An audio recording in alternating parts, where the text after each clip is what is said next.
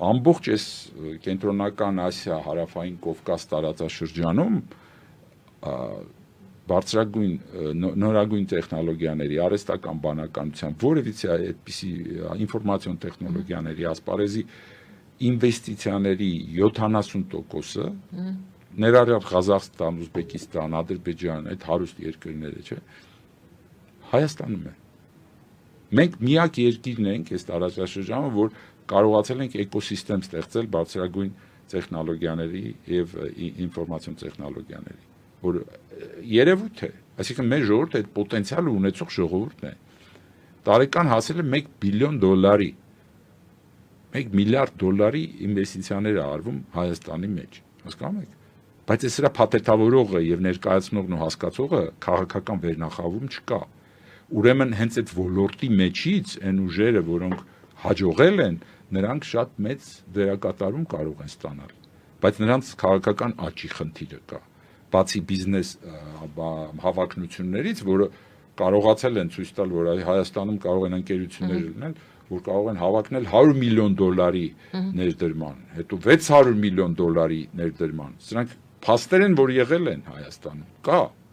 բայց ով է այդ ամեն ինչը նկատում։ Եվ վաղվա աշխարհը, որը ձևավորվելու է, այդ ենթակառուցվածքների վրա է ձևավորվելու։ Ոչ միայն ճանապարհների, այլև որտեվ այդ նույն չինական ճանապարհը դա միայն ճանապարհ չի Մետաքսի, հա նոր։ Դա նոր ենթակառուցվածքների ճանապարհ է։ Եթե դրա փոխարեն լինի եվրոպական ճանապարհը, որը հիմա Ուրսուլա ֆոն դեր Լայնը Տաշկենտում, ասենք, քննարկեց, չէ, եւ ասաց, որ իրենց Սամարգանդում ներողություն, որ պիտի բան արեն, իրենք կառուցեն այդ ենթակառուցվածքները, կամ թե երրորդ մի ինչ-որ ծրագիր, կապ չունի, բոլոր այդ ծրագրերը պիտի ունենան այսպիսի հատկություններ, իրենք ենթակառուցվածքային պիտի լինեն, ոչ թե տրանսպորտային, ինչպես որ ներկայացվում է Հայաստան որպես տրանսպորտային խաչմերուկ։ Լավ, այսինքն Հայաստանը ոչ թե տրանսպորտային խաչմերուկ պիտի լինի, այլ պիտի տարածաշրջանի այդ նորարարությունների տեխնոլոգիական տրանսֆերի կենտրոն պիտի լինի։ Այն դեպքում դու եւ ֆունկցիա ես ձեռք բերում տարածաշրջանում ու կապ չունի միայն փոքրիստոնյա կամ իսլամ լինելը հարևանների,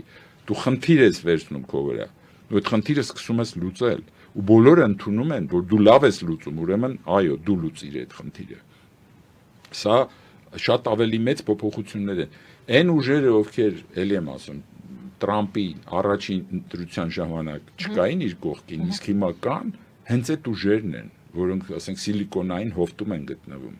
որոնք նոր փողերն են ամերիկյան, նոր տեխնոլոգիաներն են, եւ դրա հետ նոր, այսպես ասած, գաղափարախոսություն ունեն աշխարհի կառավարման հետ կապված։